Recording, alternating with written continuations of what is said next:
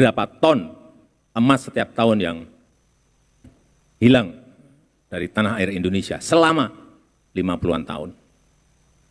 Perkiraan saya per tahun mungkin 40 sampai 50 ton.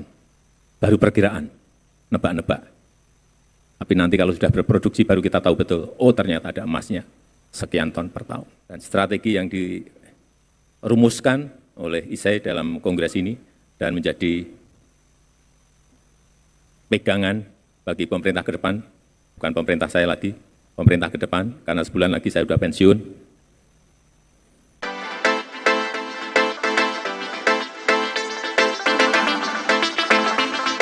Assalamualaikum warahmatullahi wabarakatuh.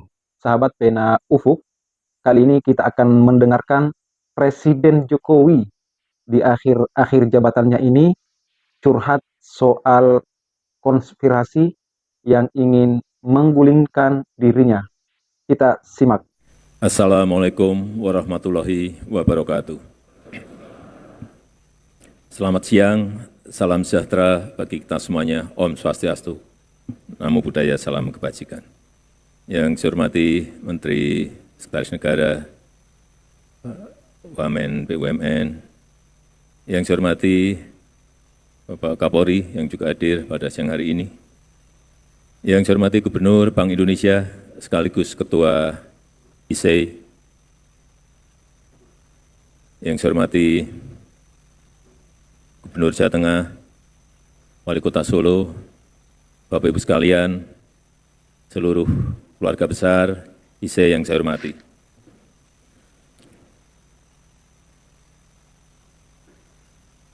Saya melihat ISEI ini uangnya banyak. Karena tadi cabang yang teraktif saja diberi hadiah 200 juta. Saya melihat dari sisi itu saja, waduh kaya ini, kaya. Bapak Ibu sekalian yang saya hormati, dunia sekarang ini menghadapi sebuah gejolak, ketidakpastian, tantangan yang tidak mudah.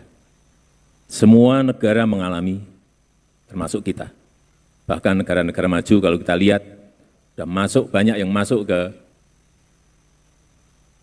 jurang resesi. Yang terakhir Inggris misalnya, sudah masuk ke jurang resesi. Dan yang terakhir kita tahu 96 negara sudah menjadi pasiennya IMF. Ini juga sebuah angka yang kalau menurut saya sangat mengerikan.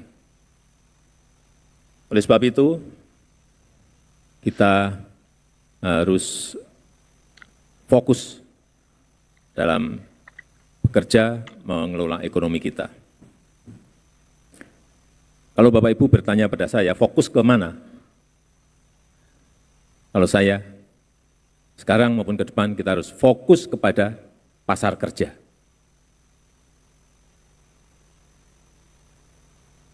Karena ke depan terlalu sedikit peluang kerja untuk sangat banyak tenaga kerja yang membutuhkan. Too few jobs for too many people. Ini yang harus kita hindari. Sehingga menurut saya, jangan sampai kita terlalu larut dengan situasi global meskipun kita ikuti. Jangan terlalu kita terbawa oleh skenario ekonomi global meskipun kita juga harus selalu melihat angka-angka dan mengkalkulasi dengan perhitungan-perhitungan yang cermat. Karena kita tahu nanti 2030-an kita akan mendapatkan bonus demografi. Bisa menjadi sebuah kekuatan, tapi bisa menjadi beban. Inilah tantangan paling besar yang akan melompatkan kita menjadi negara maju atau tidak. Sehingga sekali lagi bonus demografi ini membutuhkan pembukaan kesempatan kerja yang sebesar-besarnya. Padahal saat ini untuk membuka lapangan kerja, itu kita menghadapi tantangan yang sangat-sangat berat. Semua negara mengalami tantangan ini. Yang pertama, tantangan yang pertama, perlambatan ekonomi global. Kita tahu 2023 dari World Bank ini global hanya tumbuh 2,7.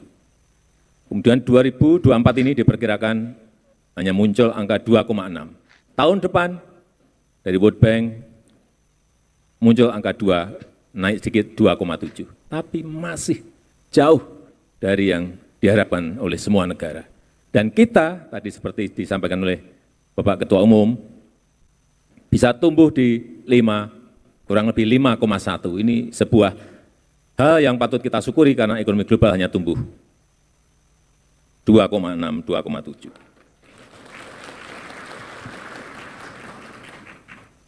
Dan kalau kita lihat juga bank sentral hampir semua negara memperketat kebijakan moneternya karena mengerem agar inflasi tidak semakin naik.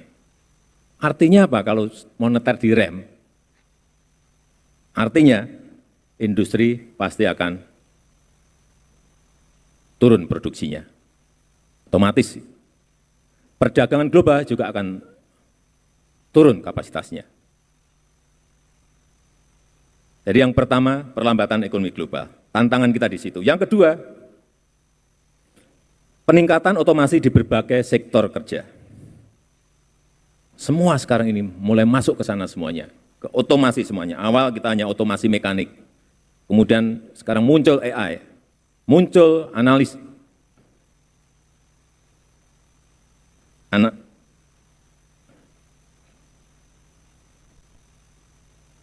muncul otomasi analitik.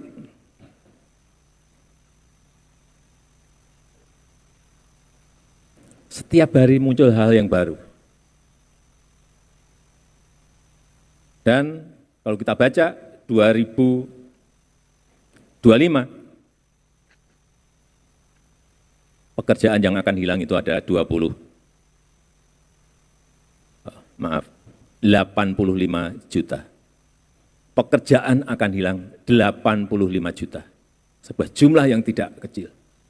Kita dituntut untuk membuka lapangan kerja, justru di 2025, 85 juta pekerjaan akan hilang. Karena tadi adanya peningkatan otomasi di berbagai sektor. Yang ketiga, yang pertama perlambatan ekonomi global, yang kedua peningkatan otomasi, yang ketiga gig ekonomi. Hati-hati dengan ini, ekonomi serabutan, ekonomi paruh waktu. Kalau tidak dikelola dengan baik, ini akan menjadi tren. Perusahaan lebih memilih pekerja independen. Perusahaan lebih memilih pekerja yang freelancer. Perusahaan lebih memilih kontrak jangka-jangka pendek untuk mengurangi risiko ketidakpastian global yang sedang terjadi. Ini trennya kita lihat menuju ke sana. Dan yang bekerja itu bisa bekerja di sini, bisa bekerja di negara lain. Sehingga sekali lagi kesempatan kerja semakin sempit dan semakin berkurang. Oleh sebab itu, saya berharap dari ISAI, tadi sudah menyampaikan kajiannya, ada sebuah desain, tapi desain taktis. Rencana, tapi rencana taktis. Strategi, tapi strategi yang taktis dan detail. Kalau ada ini, kita harus belok kemana? Kalau dicegat di sini, kita harus menuju kemana? Itu yang hal-hal yang taktis seperti ini yang kita perlukan. Bukan rencana makro yang sulit diimplementasikan dalam situasi yang sangat sulit. Dan menurut saya, tadi sudah disampaikan oleh Pak Gubernur BI, hilirisasi menjadi kunci. Coba kita lihat satu, urusan nikel.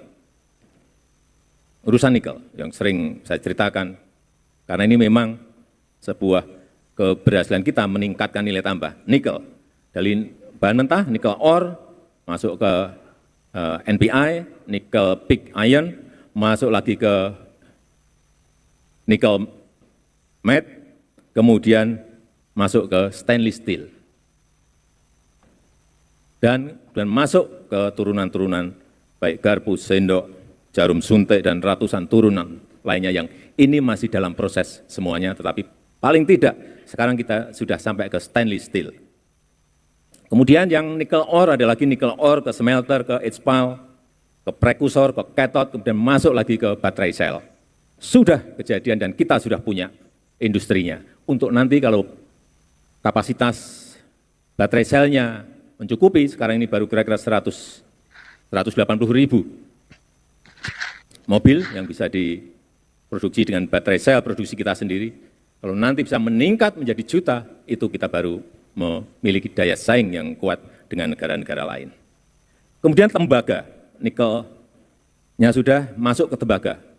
Setelah nikel kita stop tahun 2020, tembaga 2 tahun yang lalu juga kita stop.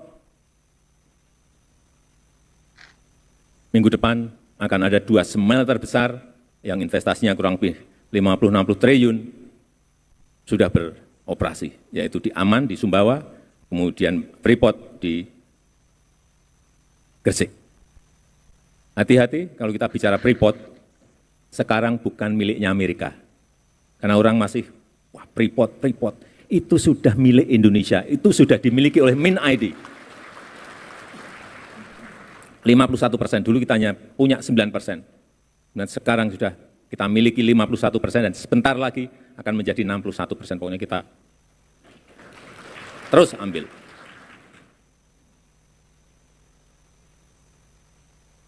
Dari tembaga, yang saya lihat di lapangan tembaga menjadi barang-barang yang sudah jadi, copper foil, kabel, rangka mobil,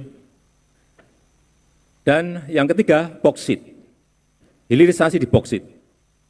Sudah jadi yang satu di Bintan, kemudian minggu depan saya juga akan resmikan di Mempawah, di Kalimantan Barat. Jadi lagi satu, berarti ada 2. Dari sini nanti akan jadi, yang di Mempawah ini miliknya BUMN. Akan jadi aluminium, velg mobil, bodi pesawat, semuanya. Bapak Ibu sekalian yang saya hormati, pada posisi normal, pada posisi dunia normal, kita tidak mungkin melakukan ini. Pasti akan dicegat oleh negara-negara maju. Pasti itu. Bahkan waktu akan mengambil Freeport saja, banyak yang membisiki kepada saya, Pak, hati-hati, Papua bisa lepas. Pak, hati-hati, Bapak bisa digulingkan. Pak, hati-hati. Jadi hilirisasi ini bukan barang yang gampang. Karena Freeport sendiri sudah 55 tahun beroperasi, nggak pernah mau membangun yang namanya smelter. Karena yang di sana itu bukan hanya tembaga. Ada barang yang lain yang harganya lebih tinggi, yaitu emas. Nah, nanti kita punya smelter sendiri di Gresik, tahu kita. Berapa ton emas setiap tahun yang hilang dari tanah air Indonesia selama 50-an tahun. Perkiraan saya per tahun mungkin 40 sampai 50 ton. Baru perkiraan, nebak-nebak. Tapi nanti kalau sudah berproduksi baru kita tahu betul, oh ternyata ada emasnya sekian ton per tahun. Jadi kalau tadi bisikan ke saya ya tadi, ya karena barang yang tadi saya sampaikan.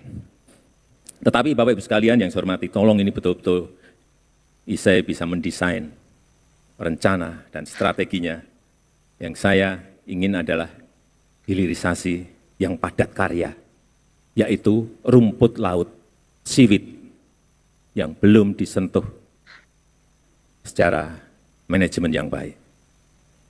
Karena dari sinilah nanti bisa turunannya baik ke pupuk organik, baik ke agar, baik untuk kosmetik, baik untuk tepung, dan juga untuk minyak pesawat terbang sekarang ini bisa dari rumput laut.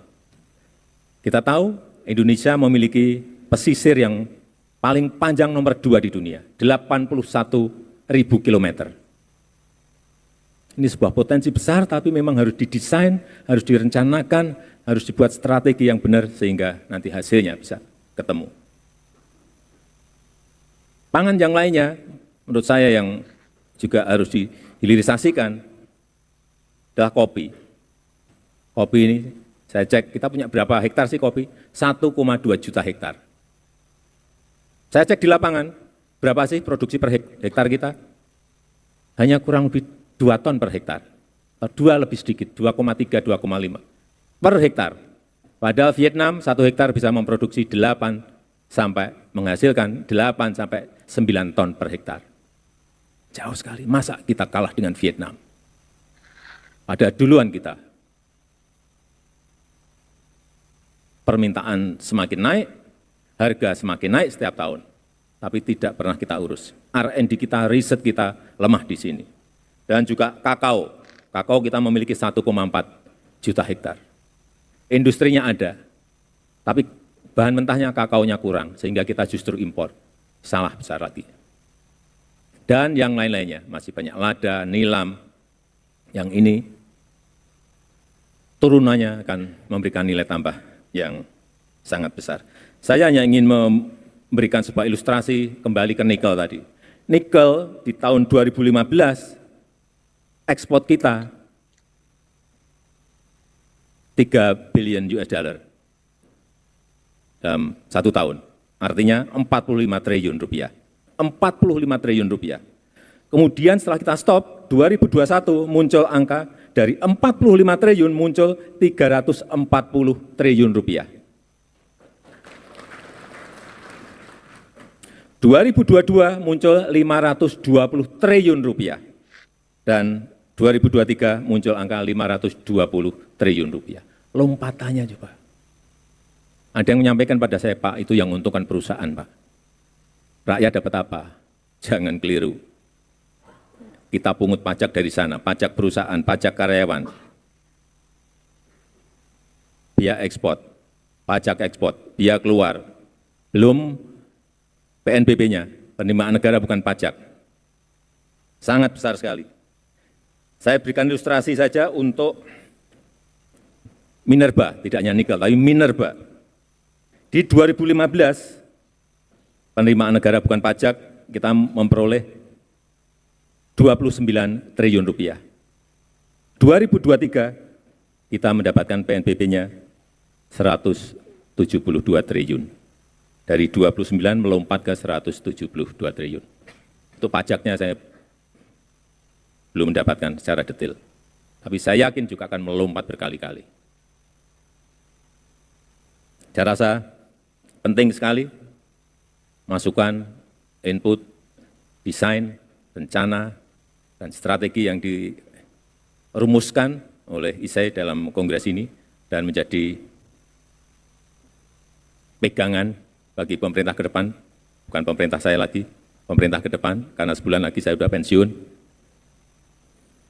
sehingga betul-betul arah menuju ke Indonesia emas itu betul-betul bisa kita raih dengan Presiden Jokowi memang sebentar lagi akan mengakhiri jabatannya sebagai Presiden Indonesia. Pak Jokowi memimpin menahkodai Indonesia selama 2 periode, 10 tahun. Banyak sekali kontroversi yang muncul dan menjadi goncangan dahsyat di masyarakat selama Pak Jokowi memimpin Indonesia ini. Hampir setiap hari masyarakat menyuarakan akan ada perubahan, namun itulah reaksi-reaksi masyarakat yang melihat banyak kebijakan-kebijakan yang telah diberlakukan Pak Jokowi ini yang sesungguhnya tidak berpihak kepada rakyat, tapi juga hanya kepada para oligarki. Berbagai sektor kehidupan dipandang begitu semraut, hancur, berantakan di tangan Pak Jokowi ini selama menjadi presiden, dan itulah realitanya.